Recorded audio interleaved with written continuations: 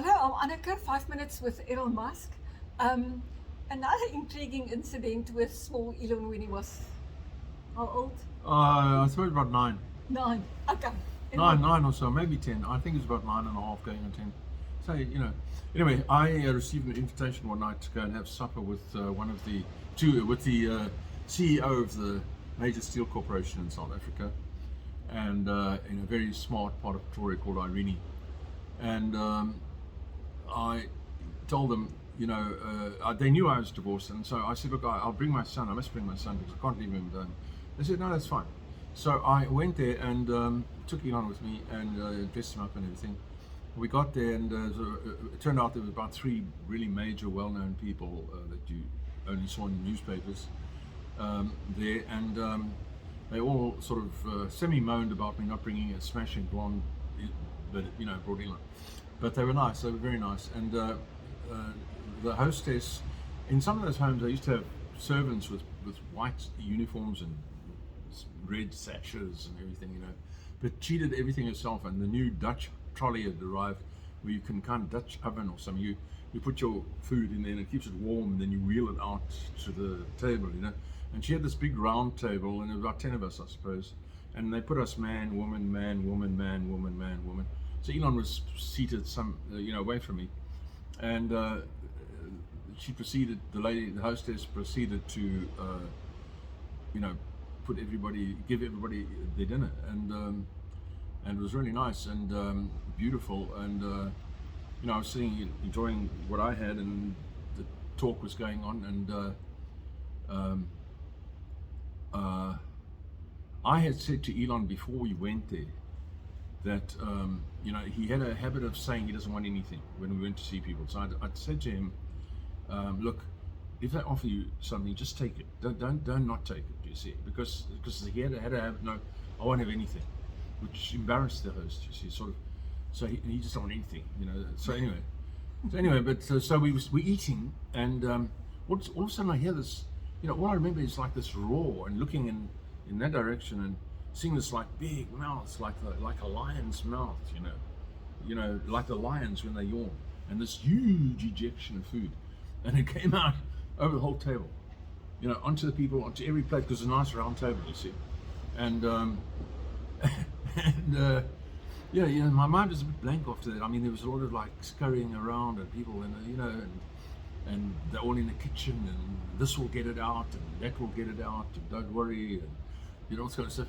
And I was just sitting there, hoping and the hostess came over, and Elon was looking pretty forlorn, but not particularly worried. But anyway, so I said to the hostess, I'm sorry, Elon doesn't like some vegetables.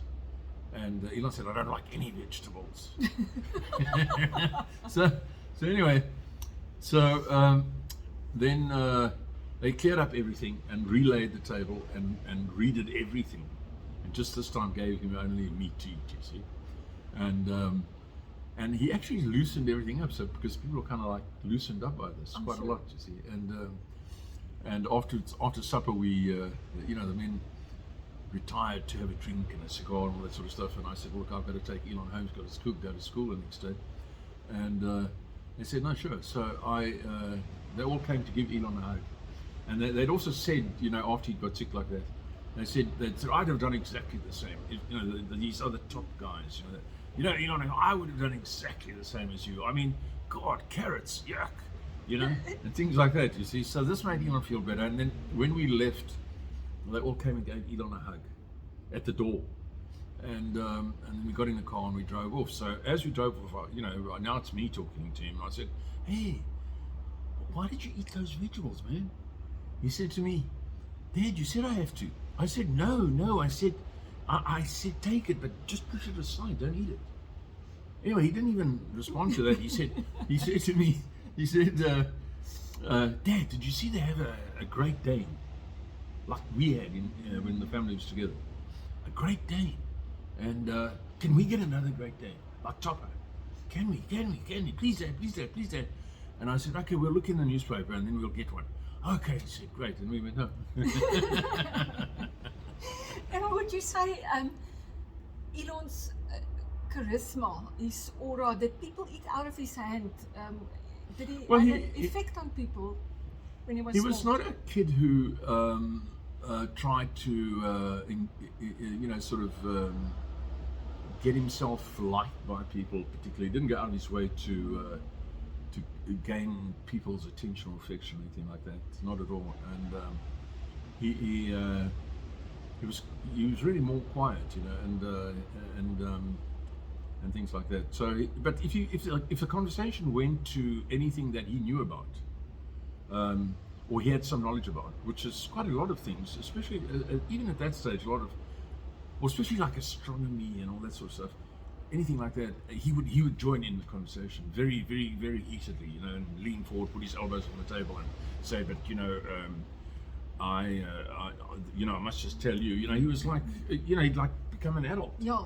And he was only a tiny little thing, but his points were very good. So everybody said, "You're right," and so on, and then he would, he would indulge. But if it wasn't something that he, was interested in, he would just sit there, and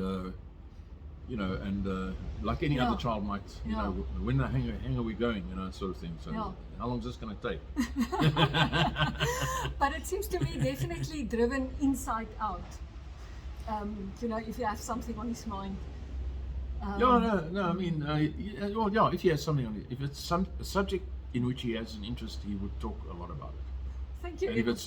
And if he knows something about it, then or if some adult made a comment that was incorrect, let's assume on the level of, computers or something like that. Although computers were still coming, I'm just imagining he would like immediately correct, or not so much correct, but he'd lean forward, put his elbows on the table, and say, "Well, and So that was quite funny. He'd come out of this sort of stupor and he'd get involved. I'd get involved,